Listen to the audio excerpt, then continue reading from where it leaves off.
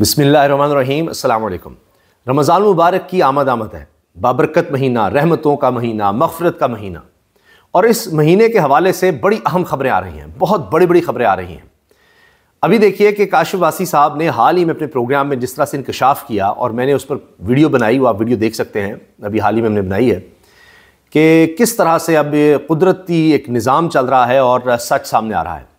काशिफ़ वासी साहब ने अपने हालिया प्रोग्राम में बताया कि एक सीनियर ब्यूरोक्रेट ने उनको बताया है कि तहरीक इंसाफ ने क्लीन स्वीप किया है। अब ज़ाहिर है कि उसको छुपाया जा रहा है, दबाया जा रहा है। अब एक और जो अब लेट प्रोग्राम उन्होंने किया, उसमें उनकी बहस होगी आमिर इलियास राना साहब से। काशिफ़ वासी साहब कह रहे हैं कि मैं हल्फन बता रहा हूँ, मैं इस बात पर कायम हूँ कि मुझे बताया है उस ब्यूरोक्रेट ने कि जी ये क्लीन स्वीप किया है।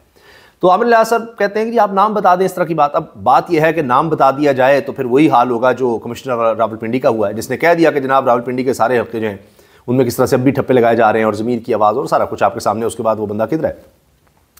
तो आमिर इलियास राना साहब फिर काशिफ़ वासी साहब पर कुछ अंदर की बातें करने की कोशिश कर रहे हैं कि जी इस तरह हुआ, आप भी मिले, फ़लाँ हुआ, ये वो एक अलग कहानी है। तो उसमें कि जी कब किससे मिले, क्या नहीं हुआ, और वो फिर अपनी बात पर कायम रहते हैं काशिफ़ वासी साहब कि जी मैं ये बात कर रहा हूँ आपसे। तो अब ये कहानियाँ आपको रमज़ान मुबारक में और मिलेंगी, और गवाहियाँ आएंगी, और अंदर के लोग बोलेंगे, बताएंगे।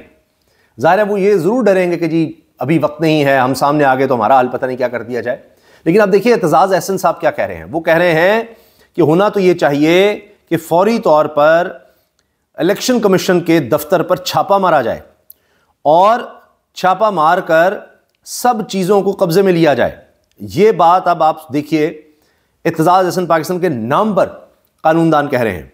वो कहते हैं जी फॉर्म 45-47 में तब्दीली और जालसाजी के बाद नैब FIA को अब तक इलेक्शन कमीशन पर रेड करके सारे सबूत अपनी तहवील में ले लेने चाहिए।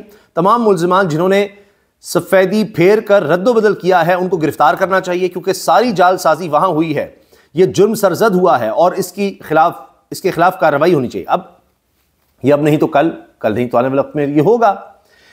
एक और चीज़ आप नोट कीजिए, इमरान खान साहब के हवाले से इमरान रियाज ने, सीनियर सहाफ़ी जो अब भी पाबंद सलासिल है, उसने ये बात की थी कि इमरान खान साहब को अचानक रिहा नहीं किया जाएगा। ये मेरी बात आप नोट कीजिएगा।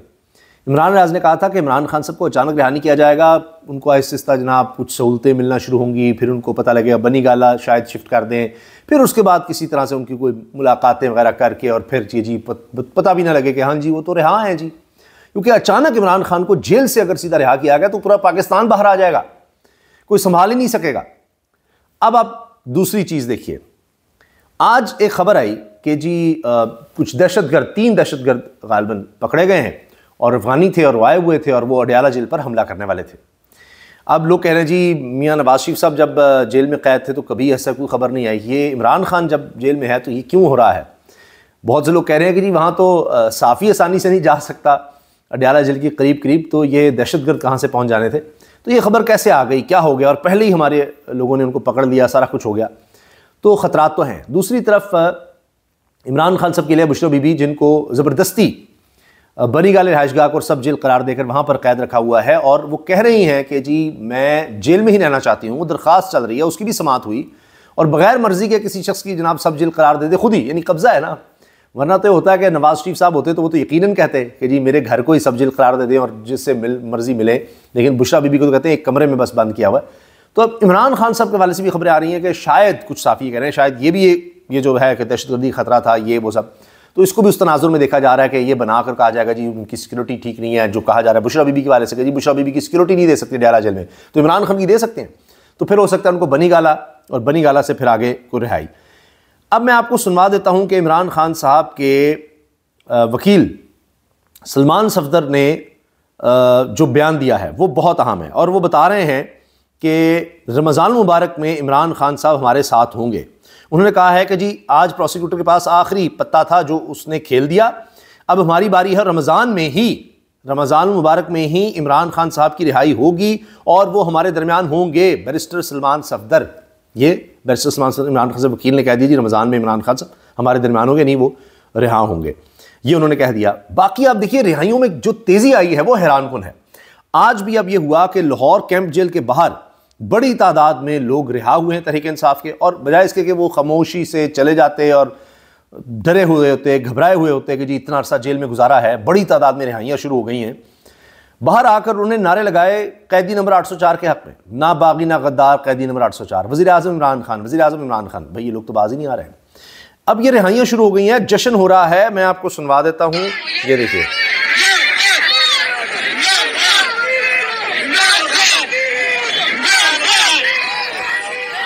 ये जेल के बाहर आकर ही रिहाई पर भी जश्न हो रहा है, खुश हो रहे हैं।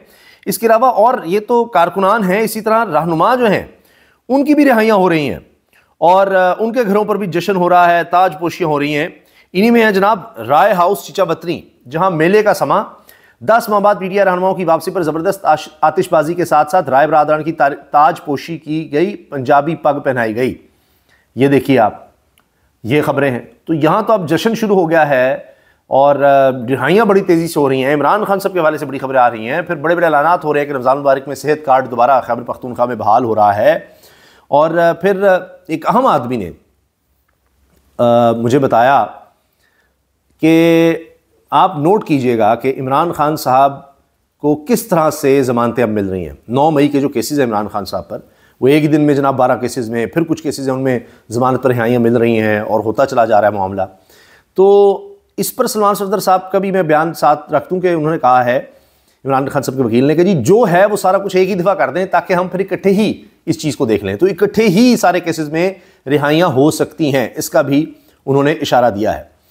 अब कॉन्फिडेंस लेवल आप चेक करें जो तहरीक इंसाफ का बनता चला जा रहा है कि अब वकला की तरफ से कहा जा रहा है कि जी वो तहरीक चलाने लगे हैं, उसमें असातिज़ा भी शामिल हो गए हैं। ये मैं आपको खबर दे रहा हूँ कि असातिज़ा की तरफ से भी ऐलान कर दिया गया, टीचर्स एसोसिएशन की तरफ से भी, कि रूल ऑफ लॉ के लिए ये जो धांधली हुई है, ये जो मैंडेट चोरी हुआ है, इसके खिलाफ वकला के साथ साथ टीचर्स भी आ रहे हैं।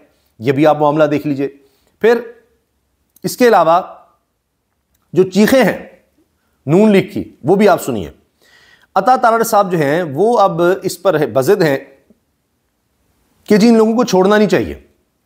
और ये जो रिहाइयाँ हैं, ये जो रिहाइयाँ शुरू हो गई हैं, ये इमरान खान साहब के हवाले से भी खबरें आ गई हैं, इस पर वो बहुत ज़्यादा परेशान हैं और उनको समझ नहीं आ रही कि वो क्या करें क्या कहें। कहते हैं जी तहकीकाती कमीशन की नहीं, 9 मई की बगावत और खाना जंगी के मुजरमों को सज़ा की ज़रूरत है। भाई और क्या आप इनसे करना चाहते हैं? यास्मीन राशिद साहब जैसी बूढ़ी खातून को आपने रखा हुआ है, क्या कुछ कर लिया, तो इतना कुछ कर रहे हैं। अब चूँकि रिहाइयाँ शुरू हो गई हैं तो इमरान खान साहब ने तो कोर कमांडर्स कॉन्फ्रेंस की तायद कर दी कि जी हाँ जी बिल्कुल इसकी साफ शफाफ तहकीकात करें, सारा कुछ करें, जुडिशल कमीशन बनाएं, जो मुलविस उसको सजा दें, लेकिन जो बेगुनाह उनको रिहा करें। अब आप देखें ये अदालतों से इतने से बाद ये रिहाइयाँ सब शुरू हो गई हैं। तैयबा राजा भी रिहा हो गई, उससे पहले खदीजा शाह की रिहाई हुई है और भी लोग रिहा हो रहे हैं। रोज़ाना इस तरह की खबरें आ रही हैं कारकुनों की रिहाई की। अब नून लीग का मसला ये है कि ये हर सूरत चाहते हैं कि एस्टैब्लिशमेंट और तहरीक इंसाफ का टकराव रहे और तसलसल से रहे, मुसलसल रहे, क्योंकि जहाँ ये टकराव में कमी आई या कुछ हुआ तो इनके लिए मुश्किल हो जाएगी। तो ये इस वजह से आप देखिएगा ये हर वक्त इनके पास और कुछ नहीं है। 9 मई को ये हो गया, वो बयानिया बनाएंगे और तहरीक इंसाफ पर डालेंगे, जो कि वोट के जरिए मुस्तरद हो चुका 8 फरवरी को, लेकिन इनकी बचत इसी में, इनकी बका इसी में कि उसी को बना के रखें। इसलिए अता तारड़ साहब जो चीख रहे हैं कि जी 9 मई का मनसूबा साज बगावत की साजिश को तहकीकाती कमीशन के पीछे नहीं छुपा जा सकता, तहकीकाती कमीशन की नहीं, 9 मई की बगावत और खाना जंगी के मुजरिमों को सजा की जरूरत है, नहीं खुद ही चाहे सजा दे दें, किसी अदालत किसी की जरूरत नहीं है, कोई कमीशन की जरूरत नहीं है, बस इनको सजा दे दें। इसी में इनका ख्याल है किस तरह से इमरान खान को डाल दें। ये देखिए पीटीआई के लीडरों और शरपसंदों ने खुद वीडियोस पोस्ट की। ये देखिए ना, ये फैसले सुना रहे हैं, अदालत बने हुए हैं और तहकीकात किस चीज़ की बाकी हैं, कोई ज़रूरत नहीं तहकीकात की। 9 मई की बगावत को अवाम का रद्दमल देख कहते हैं, बार बार बयान बदलते हैं, हकीकत नहीं बदलेगी। देखिए उसको जोड़ रहे हैं कि जी ये इसमें इन्वॉल्व हैं, ये मानते हैं उसको। 9 मई को क्या हुआ, हर कैमरे हर आंख को कौम के जहन में महफूज है, तो लाएँ CCTV फुटेज। फिर जी अच्छा जी, फिर ये जी तबाह कर दिया, वो कर दिया और ऐसे कर, आप देखिए ये मुसलसल उसको जोड़ रहे हैं कि जी हैं ही ऐसे, ये इन्होंने कर दिया, फलां कर दिया और सजा देनी चाहिए। ये आप देखिए ये मुसलसल क्यों, तफसील से यही बात, सिर्फ और सिर्फ आपको ये मिलेगा और कुछ नहीं, कोई अपनी कारकर्दगी कुछ नहीं। ये एक तो धांधली से ध्यान हटाने के लिए और दूसरा वो जो टकराव है उसको बरकरार रखने के लिए किसी तरह से ये रहे। इसलिए आप देखेंगे सारे बयान में आपको यही नजर आएगा किस तरह से टकराव बरकरार रह सके। इससे भी नजर आ रहा है कि इनकी अब बात नहीं बन रही, ये बहुत ज़्यादा परेशान है। और इसीलिए अब हो ये रहा है कि टॉक शोज़ में भी आप देखिए कि लड़ाइयाँ, अभी हाल ही में हुआ ये कि शौकत बसरा साहब और आबिद शेर अली ये आए हैं जनाब प्रोग्राम में कामरान शाहिद के। आबिद शेर अली और शौकत बसरा आमने सामने हुए और जनाब यहाँ पर इनकी बहुत शदीद तकरार हो गई, वो देखिए बात कहाँ तक गई और फिर उनको कहना पड़ा कि जी आप दोनों चुप कर जाइए। देखिए वो आबिद शेर कह रही तुसी मरासी अंदर टब्बर हो, सारा टब्बर हो, तुम सब चोर हो रही है सब, तो उस पर वो गुस्से में आके तो मैं तो थप्पड़ मारूंगा। मैं तेरी ढोलकी बजाएंगे, ये देखिए तुम पाकिस्तान को लूट कर खा गए हो, शौकत बसरा साहब ने कहा।